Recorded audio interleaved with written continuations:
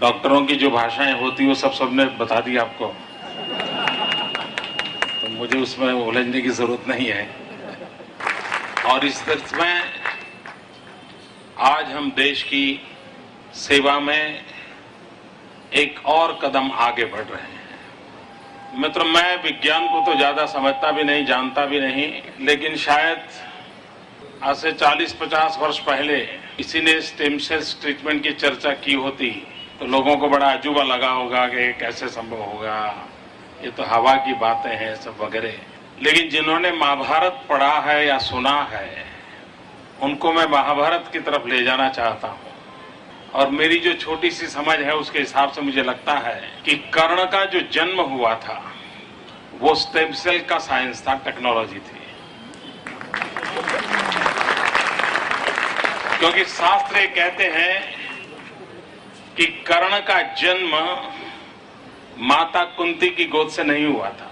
कर्ण के जन्म की सारी जो कथा आती है वो शरीर पर से एक छोटा सा हिस्सा लिया और उसी में से कर्ण पैदा हुए।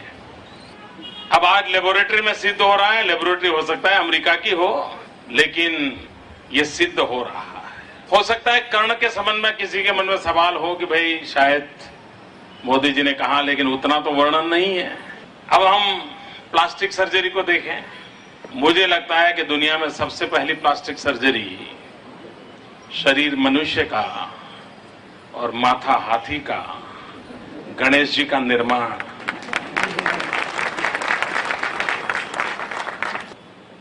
कैसे क्योर करना, कौन सी दवाई काम करेगी, उसमें अभी भी रिसर्च चल रहे हैं। लेकिन मित्रों, पुरानी किसी सरकार को पता तक नहीं था कि इस राज्य के अंदर इतने बड़े समूह को इस पीड़ा से अपनी जिंदगी गुजारनी पड़ती है। ये पहली सरकार है जिसने ये खोज के निकाला कि भाई हमारा ये समाज इस पीड़ा से कैसे दर्द से जी रहा है। और तब से मन में ठान कि हम आधुनिक से आधुनिक विज्ञान को लाएंगे। ये काम उस ट्राइबल बेल्ट में कर रही हैं कि आप इससे शादी करो, इससे ना करो।